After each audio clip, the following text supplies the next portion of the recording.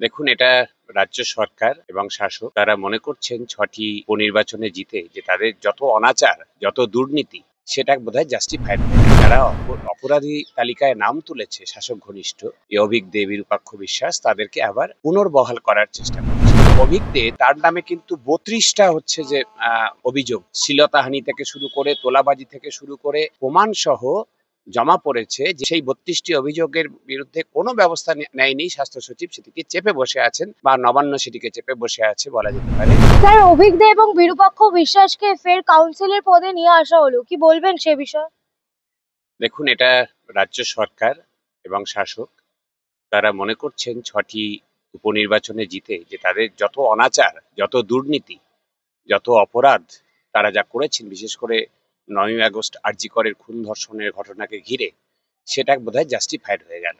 সেই জন্যই সেই সাহসে তারা যারা অপরাধী তালিকায় নাম তুলেছে শাসক ঘনিষ্ঠ এই অভিক দে, বিরূপাক্ষ বিশ্বাস, তাদেরকে আবার পুনর্বহাল করার চেষ্টা করেছিল। কিন্তু চিকিৎসক সমাজ এবং নাগরিক সমাজ গর্জে উঠেছে।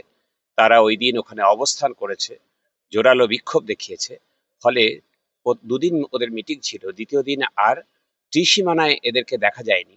এবং চিকিৎসক সমাজ কিছুতেই এটা মেনে নেবে না যে অভিক দে, বিরূপাক্ষ বিশ্বাসের মতো ডাক্তারি ডিগ্রিধারী ক্রিমিনালদেরকে আমাদের সিস্টেমে, ওয়েস্ট বেঙ্গল মেডিকেল কাউন্সিলে বা অন্য কোথাও পুনর্বহাল করবে। এ হতে পারে না। আপনি যেমনটা বললেন সেদিন অবস্থান করেছিল, সেদিন রাতেও তো পুলিশ তাদের সাথে একদমই একমত ছিল না, পুলিশের সাথে রীতিমতন ধস্তাধস্তি হয়েছে বলেই জানা গেছে। হ্যাঁ, পুলিশ প্রথম থেকেই বাধা দিচ্ছিল। মাথার উপরে বয়স্ক এবং মহিলা চিকিৎসকরা রাত্রিবেলায় থাকবেন, তাদের মাথার উপরে একটা ছাউনি টাঙাতেও দিচ্ছিলেন না। পুলিশ এমনকি মারধর করেছেন কয়েকজন নাগরিককে, প্রতিবাদী নাগরিককে, এবং হচ্ছে একজন মহিলার গায়েও হাত তুলেছেন। এবং যদি আপনারা দেখেন যে হচ্ছে যে অভিক দে, তার নামে কিন্তু ৩২টা হচ্ছে যে অভিযোগ, মানে শ্লীলতাহানি থেকে শুরু করে, তোলাবাজি থেকে শুরু করে ৩২টা অভিযোগ প্রমাণ সহ জমা পড়েছে, যে এনকোয়ারি কমিটি রাজ্য সরকার করেছিল তাদের কাছে, এবং তারা রাজ্য স্বাস্থ্য সচিবের কাছে জমা দিয়েছেন। স্বাস্থ্য সচিব সেই ৩২টি অভিযোগের বিরুদ্ধে কোনো ব্যবস্থা নেয়নি। স্বাস্থ্য সচিব সেটিকে চেপে বসে আছেন বা নবান্ন সেটিকে চেপে বসে আছে বলা যেতে পারে। অথচ যারা হচ্ছে, যাদের গণতান্ত্রিক অধিকার প্রয়োগ করতে গেছিলেন, প্রতিবাদ করতে গেছিলেন, শান্তিপূর্ণ উপায়ে বিক্ষোভ দেখাচ্ছিলেন, তাদেরকে পুলিশ হেনস্থা করছে। সুতরাং বোঝাই যাচ্ছে রাজ্যের পুলিশ প্রশাসন, সরকার, তারা অপরাধীদের বন্ধু হয়ে উঠেছেন, এবং প্রতিবাদী যারা নাগরিক, তাদের গণতান্ত্রিক অধিকার প্রয়োগ করতে দেবেন না, তাদের উপর রাষ্ট্রীয় পীড়ন তারা নামিয়ে আনছে। পুলিশ মন্ত্রী কেন কিছু বললেন না? ঠিক কথা, পুলিশ মন্ত্রী তার দায় এড়াতে পারেন না। আমাদের রাজ্যে এই মুহূর্তে যিনি স্বাস্থ্যমন্ত্রী তিনিই পুলিশ মন্ত্রী, তিনিই মুখ্যমন্ত্রী। ফলে সরকার তার দায় এড়াতে পারে না। স্বাস্থ্যমন্ত্রী, পুলিশ মন্ত্রী, তাদের তো নৈতিক দায়িত্ব স্বীকার করে পদত্যাগ করা উচিত এই প্রশ্নে। এই আরজি করের ঘটনা এবং তার পরবর্তীকালে যা যা ঘটেছে, তাতে অবিলম্বে তাদের হচ্ছে পদ ছেড়ে দেওয়া উচিত, নৈতিক দায়িত্ব হচ্ছে যে স্বীকার করে। কিন্তু যেহেতু মুখ্যমন্ত্রী এই দুটি পদ আঁকড়ে আছেন, সেই জন্য হচ্ছে যে তাহলে তো মুখ্যমন্ত্রীকেও সরে দাঁড়াতে হয়। কিন্তু তা সেটা করছেন না। আমরা অতীতে অনেকবার দেখেছি যে বিভিন্ন ঘটনা ঘটেছে, এমনকি রেল দুর্ঘটনা ঘটলে তার নৈতিক দায় স্বীকার করে রেলমন্ত্রী পদত্যাগ দেখেছি, অন্য মন্ত্রীদের ক্ষেত্রে দেখেছি। কিন্তু বর্তমান সরকার সে পথে হাঁটছেন না। তারা নৈতিকতাটাকে গুরুত্ব দিতে রাজি নন, তারা দুর্নীতিকেই গুরুত্ব দিতে দুর্নীতি নিয়েই তারা চলবেন। তাহলে আরজিকর কাণ্ডের সময় আপনারা যে বৈঠক বা মিটিং করেছিলেন, তার ঠিক কতটা কার্যকরী হচ্ছে বলে মনে হচ্ছে? আরজিকর যে ঘটনা, তার সেই সময় জুনিয়র ডাক্তারদের সাথে দফায় দফায় রাজ্যের মুখ্য সচিব, স্বাস্থ্য সচিব এবং মুখ্যমন্ত্রী দফায় দফায় মিটিং করেছেন। কিন্তু এখন দেখা যাচ্ছে সেই মিটিংগুলিতে যা যা প্রতিশ্রুতি দেওয়া হয়েছিল, যে অঙ্গীকারগুলি করা হয়েছিল, সবগুলিই ভাঁওতাতে পরিণত হয়েছে। সেই সময় ভাঁওতা দিয়ে আন্দোলনটা তোলার জন্য ভাঁওতা দেওয়া হয়েছে, এবং জুনিয়র ডাক্তাররা সেটাও বুঝতে পেরেছেন। সিনিয়র চিকিৎসকদের সঙ্গে যে আলোচনা হয়েছিল, সেখানেও বোঝা গেছে, মুখ্য সচিবের আলোচনা হয়েছিল, অবশ্য মুখ্যমন্ত্রীর সাথে নয়, কিন্তু সেখানেও বলা হয়েছিল, পরিষ্কার করে দেওয়া হয়েছিল, দুর্নীতি বিষয়ক কোনো বিষয় নিয়ে তারা আলোচনা করতে অপারগ। কারণ তাদের বক্তব্য হচ্ছে দুর্নীতি চলছে, দুর্নীতি চলবে। এ বাদ দিয়ে হচ্ছে যে অন্য বিষয় যা যা বলেছিলেন, সে বলুন রাজ্যের থেকে দুর্নীতি দূর করবার জন্য রাজ্যের মেডিকেল কাউন্সিলকে ভেঙে ফেলে নতুন করে হচ্ছে যে গঠন করা গণতান্ত্রিক উপায়ে করেননি। হেলথ রিক্রুটমেন্ট বোর্ডের মাথায় এখনো সেই দুর্নীতিগ্রস্ত বিধায়ক সুদীপ্ত রায়, তাকে বসিয়ে রেখেছেন। রোগী কল্যাণ সমিতি ভেঙে দিয়ে তাদের যে নতুন করে করলেন সেখানেও মন্ত্রীদেরকে রাখা হয়েছে, প্রিন্সিপালদের চেয়ারম্যান করে মন্ত্রীদের সদস্য করে রাখা দিলে মন্ত্রীদের কথা হচ্ছে অমান্য করে অন্য কিছু কথা করবেন প্রিন্সিপালরা। এইরকম আমাদের রাজ্যে এরকম ঘাড়ে মাথায় আছে নাকি কারোর? ফলে বকলমে সেই মন্ত্রীরাই এবং নেতারাই হচ্ছে চালাবেন। রেফারেল সিস্টেম চালু হয়নি, যে দুর্নীতিগুলি তদন্ত চেয়েছিলাম সেগুলি চালু হয়নি। West Bengal university of health sciences, তার মাথাতে যারা ছিলেন দুর্নীতিগ্রস্ত, প্রশ্ন আউট করছিলেন, টাকা পয়সা দিয়ে পাস ফেল করাচ্ছিলেন, নম্বর বাড়াচ্ছিলেন, তাদেরকে কাউকে সরানো হয়নি, তাদেরকে পুনর্বহাল করা হয়েছে। যে ভাইস চ্যান্সেলর ছিলেন তাকে হচ্ছে যে আরেক জায়গায় প্রিন্সিপাল করে রাখা হয়েছে। সন্দীপ ঘোষের বিরুদ্ধে সিবিআই যে চার্জশিট দিয়েছে তার আদালতে পেশ করবার অনুমোদন এখনো রাজ্য সরকার দিচ্ছেন না।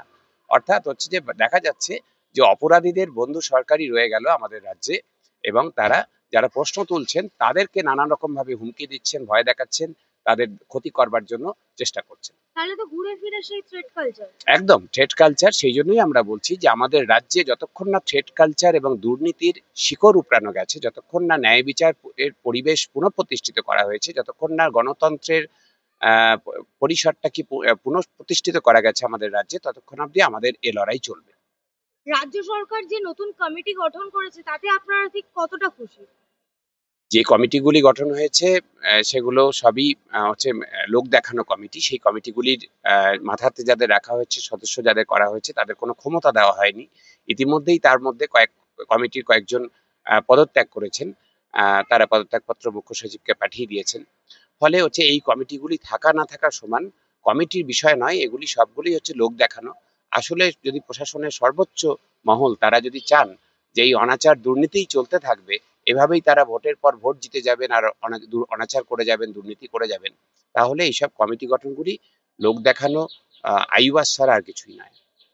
তাহলে স্বাস্থ্যমন্ত্রী কি এ বিষয়ে কিছু এখনো জানেন না, না শোনেননি? স্বাস্থ্যমন্ত্রীর জ্ঞাতসারেই সবকিছু চলছে। এ নিয়ে কোনো রকমের দ্বিধা দ্বন্দ্ব আমাদের মধ্যে নেই যে স্বাস্থ্যমন্ত্রী, পুলিশ মন্ত্রী তথা মুখ্যমন্ত্রী সবটাই জানেন। 4 মাস হওয়ার পরও তিলোত্তমার বিচার হলো না, সেই বিষয়ে আপনি কি বলবেন? দেখুন, এমনিতেই বিচারের প্রক্রিয়া দীর্ঘ আমরা জানি, কিন্তু জয়নগরের ঘটনাতে আমরা দেখলাম যে 2 মাসে বিচার পেল মেয়েটির পরিবার। কারণ হচ্ছে যে সেখানে পুলিশের লুকানোর কাউকে ছিল না, কারণ যে অপরাধী সে কোনো প্রভাবশালী অপরাধী ছিল না। আরজি করের ঘটনায় যেহেতু অপরাধীরা প্রভাবশালী, সেই জন্য প্রথম দিন থেকে সরকার প্রশাসন তাদেরকে রক্ষা করেছে, তাদেরকে আড়াল করার চেষ্টা করেছে, সেই তথ্য প্রমাণ লোপাট করেছে। সেই জন্যই হচ্ছে যে বিচার প্রক্রিয়া দীর্ঘায়িত হচ্ছে বলে আমাদের ধারণা। এবং তার পাশাপাশি এটাও খেয়াল রাখতে হবে যে সিবিআই এর সাথে যে সেটিং, ওই যে সেটিং এর যে অভিযোগ, কেন্দ্রের শাসক রাজ্যের শাসকের মধ্যে বোঝাপড়ার যোগসাজশের যে অভিযোগ উঠেছে তা যে সত্যি প্রমাণিত হয়েছে। আমরা দেখেছি গত 10 বছরে কোনো দুর্নীতির মামলাই শেষ হয়নি, সম্পূর্ণ করতে পারেনি সিবিআই। যাদেরকে আটক করেছিল, জেলে পুরেছিল, তারা একে একে সবাই জামিন পেয়ে যাচ্ছেন।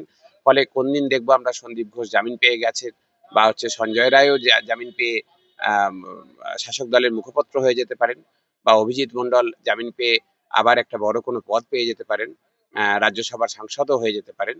অদ্ভুতভাবে যদি খেয়াল করেন যে হচ্ছে যে আমাদের রাজ্যে যেমন দুর্নীতিকে গা সওয়া করে দেওয়ার জন্য দুর্নীতিগ্রস্ত নেতাদেরকেই বারবার প্রার্থী করা হয়, জিতিয়ে আনা হয়, এমপি এমএলএ করা হয়, মন্ত্রী করা হয়।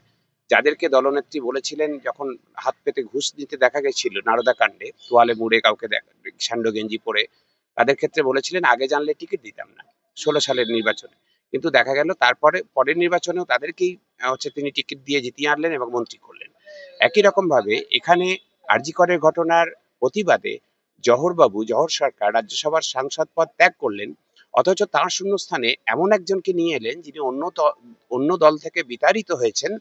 এই হচ্ছে নৈতিক মানে পদস্খলনের হচ্ছে যে অভিযোগ প্রমাণিত হওয়ায়, নারী নিগ্রহের অভিযোগ তার বিরুদ্ধে ছিল।